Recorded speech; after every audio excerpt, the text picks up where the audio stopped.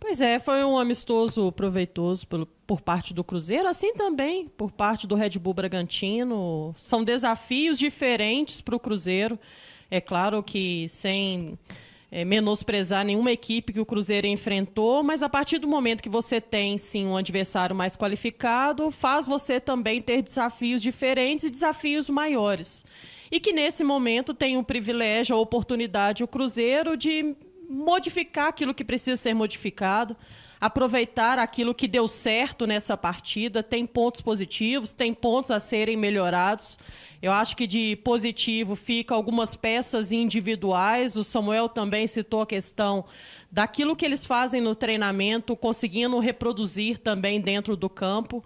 Nessa segunda etapa, especificamente, eu senti um pouco da falta do Cruzeiro conseguir incomodar um pouco mais a saída de bola da equipe do Red Bull Bragantino. Isso pode fazer diferença, pode parecer bobo nesse primeiro momento, mas não é. Acho que o futebol moderno tem pedido cada vez mais para que as equipes possam pressionar essa saída de bola, até por já estar mais próximo da meta do goleiro adversário, quem sabe podendo até criar oportunidade de finalização. É algo que me chamou a atenção. Uma outra coisa que me chamou a atenção nessa segunda etapa, Valu e amigos estão acompanhando conosco aqui a transmissão, esse time segurar um pouco mais, ter a posse da bola e conseguir fazer com que a equipe adversária seja incomodada, jogando dentro do jogo, né, dentro do campo do adversário. Principalmente porque eram atletas nessa segunda etapa, na sua grande maioria, descansados. Achei que o Cruzeiro, em determinado momento, queria se livrar muito da bola rapidamente, o que não é interessante para uma equipe que é técnica, como a equipe do Cruzeiro.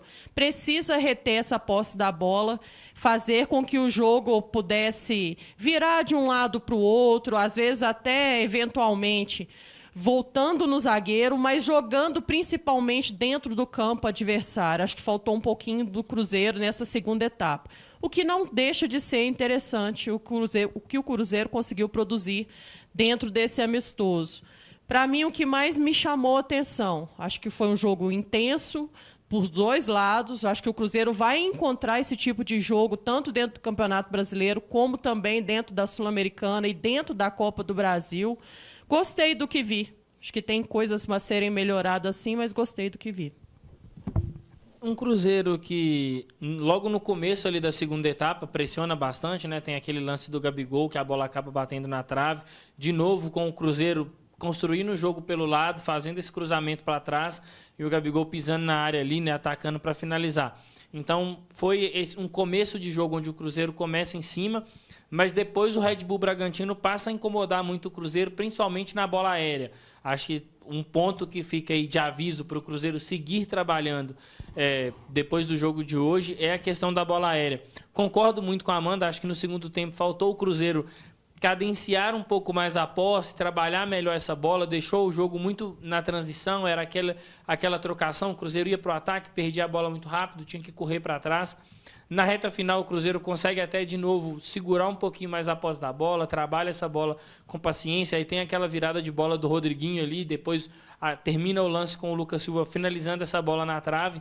Então, foi um Cruzeiro que, assim como a Amanda disse, apresentou algumas coisas boas, mas precisa de ser mais tranquilo com a posse da bola. Acho que isso é um ponto que o Cruzeiro precisa de trabalhar para as próximas partidas, mas também tomar muito cuidado. Acho que o Cruzeiro hoje deixou o Red Bull Bragantino finalizar demais. Acho que isso é um ponto de atenção.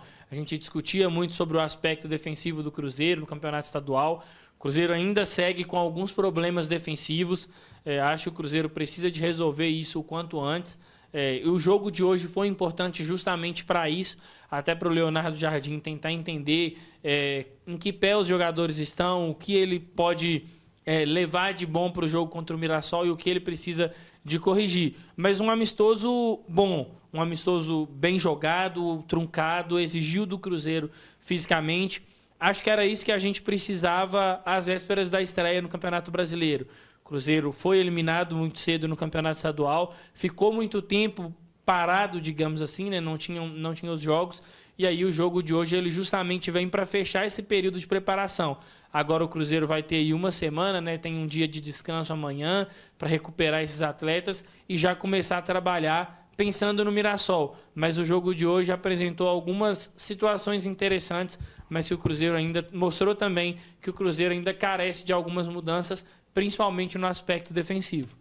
E ainda pensando por característica do nosso adversário, né, Pedro? Acho que a gente não pode dar brecha também de deixar ele gostar da partida. Acho que a segunda etapa foi um pouco disso. O Cruzeiro não retendo a bola, não fazendo ser um time dinâmico, mas com a posse da bola, você dá oportunidade das características principais do Red Bull Bragantino acontecer no jogo, né? É um time de transição e conseguiu fazer essa transição, conseguiu dar sequência a essa transição também em finalização, o que nos chama atenção a melhorar. Acho que o Cruzeiro poderia ter sido um time nessa segunda etapa, principalmente com homens mais descansados, reter mais a posse da bola, conseguir deixar a equipe mais inteligente dentro do campo, ser uma equipe dinâmica, mas com a posse da bola, fazendo com que o próprio Red Bull Bragantino pudesse cansar um pouco mais no jogo. A partir do momento que ele cansa um pouco mais no jogo, você tem mais dificuldade na transição também. E acabou o Cruzeiro não conseguindo prevalecer esse tipo de jogo. Acho que o Cruzeiro poderia ter sido um time um pouco mais inteligente nesse ponto.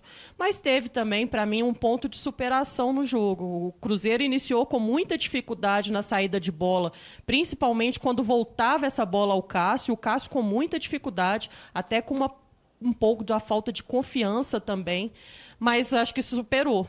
Durante o jogo, a gente viu o Cássio diferente, ganhando confiança, determinante em determinados momentos do jogo, fez a diferença, foi um bom jogo dele. Então, acho que é um ponto que a gente também precisa ressaltar aqui, né? Se teve dificuldade em algumas coisas, teve também o sobreponto, né? Para mim, foi o Cássio nesse jogo. Começou rateando ali, mas aos poucos foi ganhando confiança e fez a diferença também. Outra questão, né, desse sobreponto, eu acho que a partida do William foi uma boa partida.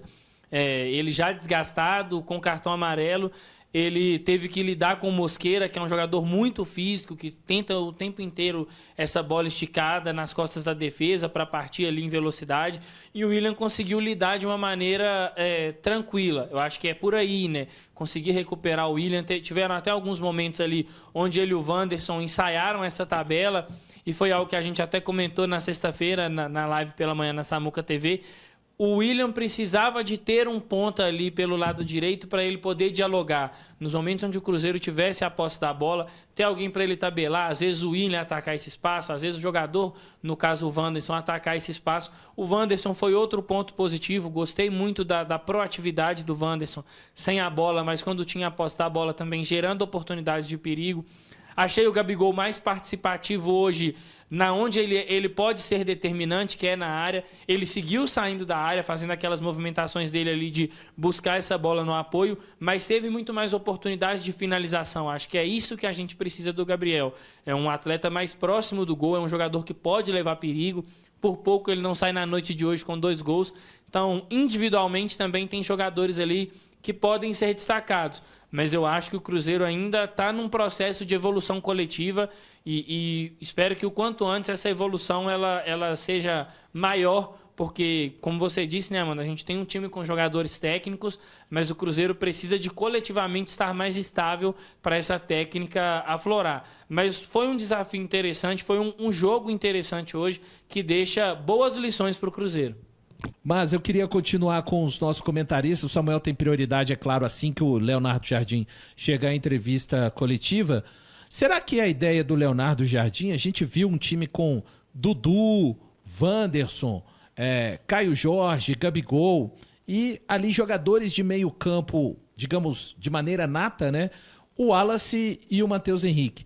Será que a ideia dele não é exatamente, não um time que erre tantos passes como o Cruzeiro errou, mas não é de repente, ficar menos com a bola? A gente viu algo hoje que não víamos há muito tempo, o Cruzeiro sendo capaz de explorar um contra-ataque em velocidade do adversário, né? O que parece, de acordo com os jogadores que o Leonardo Jardim escalou, eu fiquei com essa impressão. Ele quer um time de repente, com essa formação que iniciou, pelo menos, que possa até ficar menos com a bola e, de repente, em algum momento, jogar em transição também de maneira bem rápida?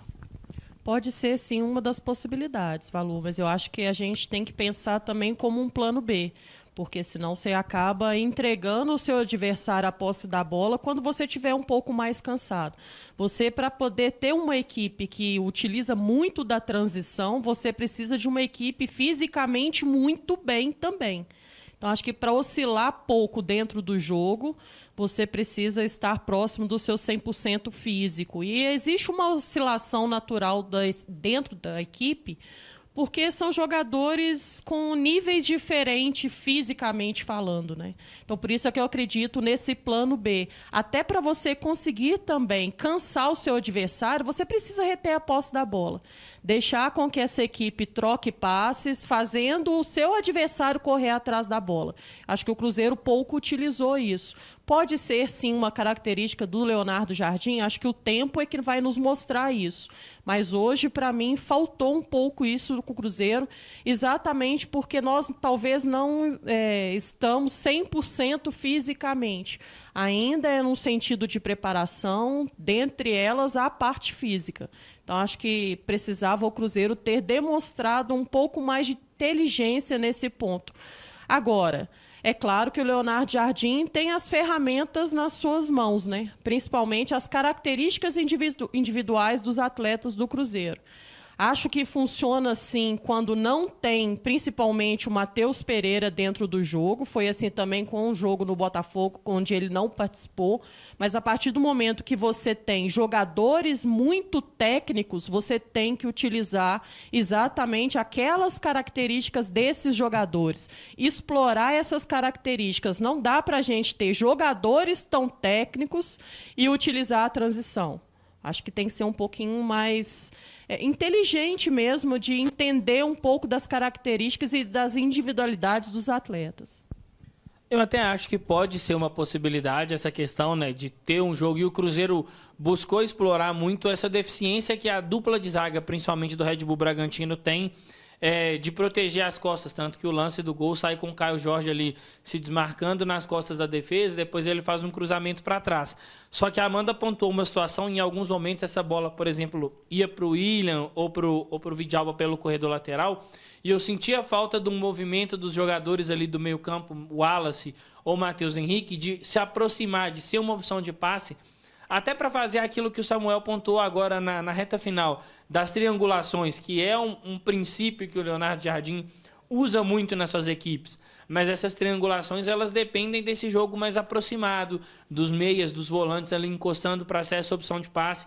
Acho que o Cruzeiro usou pouco uma situação que, quando usou, conseguiu gerar um desconforto no Bragantino, que é justamente quando essa bola está no corredor lateral, seja com ponta, seja com o lateral, buscar esse passe de fora para dentro, para quem está se desmarcando ali. Acho que o Bragantino enfrentava uma dificuldade de marcar nesse tipo de situação e o Cruzeiro explorou pouco. Então, acho que vale a ideia assim, de ter um time mais rápido, de mais transição, de um jogo mais esticado, mas vale também o Cruzeiro aproveitar jogadores como o Dudu, que é um jogador mais técnico, de mais cadência. Acho que o próprio Matheus Henrique também tem essa característica de se aproximar, de jogar mais num espaço curto. Então, acho que faltou isso hoje para o Cruzeiro. Ou então, talvez faltou até aí para o Leonardo Jardim, se a ideia era tentar esse jogo de transição, ter colocado alguns jogadores que ele colocou e que de fato não foram tão bem, mas mais cedo. O próprio Rodriguinho, o Lautaro, são jogadores muito mais talhados para jogarem esse jogo de transição, de aceleração, de um jogo mais vertical, do que alguns jogadores que o Cruzeiro tinha ali na primeira etapa. Mas são testes, são ideias válidas, até para o Leonardo Jardim também, ver em quais contextos esses jogadores apresentam performances melhores. A Amanda pontuou muito bem. Talvez um erro ali de leitura, né, dos jogadores também dentro do campo, de querer esse jogo acelerado contra um adversário que é montado para jogar assim. Vinicinho, Juninho Capixaba, o próprio Hurtado, o Mosqueira. O Red Bull Bragantino é uma equipe que tem muitos jogadores para jogar em transição. O próprio Borbas, que é um centroavante mais forte, mas que também se aproveita desse jogo. Então, acho que o problema do Cruzeiro talvez foi não entender essa característica do Red Bull e cadenciar, segurar um pouquinho mais a posse da bola. Mas, de novo, é importante que isso aconteça agora porque ainda não é o Campeonato Brasileiro, ainda não é a Sul-Americana. Então, essas leituras elas vão ser corrigidas à medida que o tempo for passando. É isso. Claro que o Cruzeiro sofreu defensivamente, vocês já situaram bem, principalmente, né, Amanda e Pedro e todos que estão aqui conosco, à medida que as mexidas começaram, né, ali a partir dos 20 minutos do segundo tempo, salvo engano, quando as substituições começaram, o Cruzeiro sente. Agora, eu vi um time. Claro que a gente não pretende ver um Cruzeiro acuado, recolhido no próprio campo, mas um time que procurou não dar a um adversário também, Amanda, que tem essa característica de gostar de explorar os espaços. O Cruzeiro, na medida do possível, tentou tomar conta e diminuir o campo para esse adversário. Eu, pelo menos, percebi muito essa preocupação, especialmente a partir do momento que o time foi muito mexido. E é interessante vocês citarem a questão do Matheus Henrique, do próprio Wallace. Daqui a pouco a gente pode fazer um quadro, né? Destaques da partida, quem vocês perceberam que, com relação ao último recorte de 30 dias atrás, apresentou uma melhora física, né? Acho que está muito claro quem melhorou fisicamente nesse time do Cruzeiro, mas eu também percebi isso, né, Amanda? Um time que, claro, o ideal é que possa manter aquela combatividade que o Cruzeiro teve no início, mas que se preocupou em diminuir o campo para um adversário que também tem características muito físicas dos seus atacantes. Assim como aconteceu na primeira etapa, Valor, acho que o Cruzeiro foi obediente taticamente falando, né? E passa por isso, né? Ocupar os espaços, preencher aqueles vazios sempre com o homem do Cruzeiro para que não deixe espaço para o time adversário começar a ser utilizado, né? Acho que o Cruzeiro foi dessa maneira e isso tudo acho que faz parte do treinamento e dos pedidos também do Leonardo Jardim, né? De conseguir enxergar um Cruzeiro, taticamente falando, com uma certa obediência. É claro que para você ser obediente, você precisa também das suas questões físicas atreladas a isso. E a partir do momento que você ganha melhores condições físicas, você consegue desenvolver melhor o plano tático do treinador. E ficou bem claro isso que aconteceu na primeira etapa, nós falamos isso, abordamos isso no intervalo, e na segunda etapa também com jogadores vindo do banco de reservas. E é o ideal que isso aconteça. Acho que o Leonardo Jardim está tentando encontrar um certo equilíbrio no elenco do Cruzeiro, sem, nesse primeiro momento, colocar uma equipe titular e uma equipe reserva. É claro que agora vai afunilando, né? Os dias vão chegando mais próximo da estreia do Cruzeiro no Campeonato Brasileiro e você precisa encaixar melhor o seu plano de jogo. Mas ele precisa também que todo mundo entenda a filosofia de jogo que ele deseja para esse Cruzeiro. Então, acho que se isso aconteceu na primeira etapa e voltou a acontecer na segunda etapa, é um bom sinal. É sinal que os jogadores estão entendendo bem aquilo que tem como desejo o Leonardo Jardim. O Cruzeiro, apesar de ser um time, no meu entendimento, mais maduro, até porque tem jogadores mais experientes, mas nós também temos jogadores jovens, né?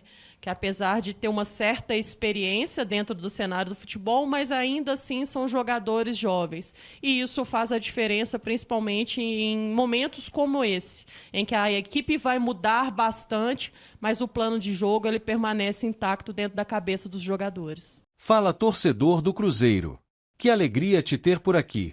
Essa saiu agora e eu já trago de primeira mão para você. E se você quer ficar por dentro de tudo o que acontece em nosso time, se inscreva agora mesmo para ficar sempre bem informado. Feito isso, vamos à notícia. Prepare-se, porque essa movimentação tem tudo para estremecer os bastidores do futebol sul-americano. Imagine só, um dos volantes mais promissores da nova geração argentina, lapidado nas categorias de base de um dos clubes mais tradicionais do continente, consolidado na Europa, e agora, sendo fortemente monitorado por gigantes do futebol brasileiro. Isso mesmo. O nome da vez vem sendo sussurrado nos corredores de alguns dos clubes mais ambiciosos do Brasil, e o motivo é simples: talento, juventude e um potencial de liderança no meio-campo que poucos da sua idade carregam. Estamos falando de um jogador que não apenas vestiu a pesada camisa do Boca Juniors com personalidade, mas também teve uma transição meteórica para o futebol europeu. Em 2023, Alan Varela trocou a América do Sul pelos ares do velho continente, assinando com o FC Porto por nada menos que 12 milhões de euros. Muitos, à época, questionaram o investimento. Mas hoje, ninguém mais duvida. O argentino de 23 anos não só correspondeu às expectativas, como se tornou peça fundamental na engrenagem da equipe portuguesa. Dotado de uma leitura de jogo apuradíssima, Alan Varela é aquele típico volante que parece ter olhos nas costas. Não é exagero dizer que ele enxerga o campo em 360 graus. Com um senso de antecipação acima da média, o argentino consegue prever os movimentos dos adversários antes mesmo que a bola chegue. Essa habilidade o torna um verdadeiro ladrão de bola silencioso, daqueles que não precisam dar carrinhos espetaculares para desarmar, mas sim se posicionar no lugar certo, na hora certa, e neutralizar qualquer tentativa de infiltração. É o tipo de jogador que não aparece tanto nas manchetes, mas que os treinadores valorizam como ouro. Seu posicionamento é quase cirúrgico. Varela flutua entre as linhas com uma naturalidade impressionante, sempre bem colocado para dar o bote ou iniciar uma transição rápida. Ele sabe ocupar os espaços com inteligência e disciplina tática, algo que não se aprende apenas com treino, mas que vem do instinto, da leitura e da vivência dentro de campo. E o mais impressionante, apesar da juventude, ele joga com a maturidade de um veterano. É como se já tivesse vivido dezenas de Libertadores nas costas. Isso explica por que, mesmo em um elenco competitivo como o do FC Porto, ele rapidamente se tornou titular absoluto, conquistando a confiança do técnico e dos torcedores. Além de sua eficiência defensiva, Alan Varela também sabe sair jogando com classe. Nada de chutões para frente ou passes óbvios. Ele tem qualidade técnica suficiente para iniciar a construção ofensiva com passes verticais, rasgando linhas e encontrando atacantes em boas condições de jogo. Essa versatilidade é extremamente valorizada no futebol moderno, onde volantes precisam ser completos, marcar com firmeza, pensar como meias e agir como registas. Varela reúne tudo isso, e ainda acrescenta intensidade, entrega e personalidade dentro das quatro linhas. Um jogador raro, daqueles que qualquer time sonha em ter. E é exatamente por tudo isso que seu valor de mercado disparou. Atualmente, Alan Varela está avaliado em 35 milhões de euros, cerca de 189 milhões de reais na cotação atual. Um número expressivo, especialmente para um atleta que ainda tem apenas 23 anos. Ele já figura entre os meio-campistas mais promissores e valiosos da nova geração sul-americana. Clubes da Inglaterra, da Alemanha e da Espanha já monitoram seus passos com atenção, mas curiosamente, quem pode sair na frente nessa corrida são os clubes brasileiros, que enxergam em Varela não apenas uma promessa, mas uma realidade pronta para assumir o protagonismo em qualquer grande projeto esportivo. Mas a grande pergunta que não quer calar é: por que clubes do Brasil estão tão de olho nesse nome agora? Segundo fontes próximas aos bastidores da bola, Cruzeiro, Botafogo, Flamengo e Palmeiras estão atentos aos movimentos do mercado europeu, especialmente quando se trata de jovens que possam chegar para mudar o patamar de seus elencos. E nesse radar, o nome de Alan Varela surge com força. Não se trata de uma negociação simples, longe disso. Mas há interesse. Há consulta. E mais, há planejamento em andamento. O que torna essa movimentação ainda mais intrigante é o momento estratégico desses clubes. O Palmeiras, com um projeto consolidado e foco em reposições cirúrgicas, busca reforçar seu meio-campo após algumas perdas recentes. Já o Flamengo, com um elenco estrelado, quer juventude e intensidade para renovar setores que vêm sendo alvo de críticas. O Cruzeiro, sob nova direção e em processo de reconstrução, enxerga Varela como símbolo de um novo ciclo. E o Botafogo, com a força do SAF e a ambição de finalmente conquistar títulos de peso, quer atletas prontos para mudar o jogo. Fontes internas indicam que o FC Porto não pretende se desfazer do atleta tão cedo. Seu contrato vai até 2028 e ele é visto como um pilar da equipe. No entanto, o futebol é dinâmico, e propostas robustas, principalmente vindas de mercados emergentes como o brasileiro, podem mexer com qualquer planejamento. Ainda mais se houver a promessa de valorização e vitrine para uma possível futura venda para gigantes da Premier League ou La Liga. Outro fator que pesa a favor dos clubes brasileiros é o apelo emocional. Alan Varela cresceu no calor das arquibancadas sul-americanas, conhece o clima das grandes torcidas e sabe da importância de ser protagonista por aqui. Uma eventual volta ao continente poderia representar não um retrocesso, mas um salto em sua carreira, especialmente se ele vier a vestir a camisa de um dos grandes do Brasil, com calendário cheio, Libertadores, visibilidade e protagonismo garantido. Por enquanto, a situação está sob sigilo. Nenhum clube confirma oficialmente o interesse. Mas nos bastidores, a conversa é outra. Dirigentes já teriam feito sondagens, e empresários próximos ao atleta estariam estudando o cenário para uma possível investida ainda em 2025. E olha, se essa negociação avançar, podemos estar diante de uma das maiores surpresas do ano. Será que algum desses clubes brasileiros conseguirá convencer o FC Porto a liberar sua joia? Estaríamos prestes a presenciar um retorno épico ao futebol sul-americano?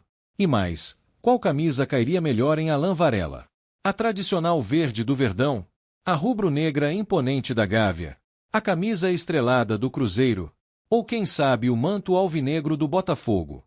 As cartas estão na mesa, e o jogo está apenas começando. A novela promete capítulos quentes nas próximas semanas, e você, torcedor apaixonado, vai acompanhar tudo de perto por aqui. Então já sabe, se inscreva agora mesmo no canal, ative o sininho das notificações para não perder nenhum detalhe dessa história que pode agitar o futebol brasileiro. E claro, deixe nos comentários a sua opinião. Você gostaria de ver Alain Varela no seu time? Será que vale o investimento milionário? A voz da torcida é sempre fundamental.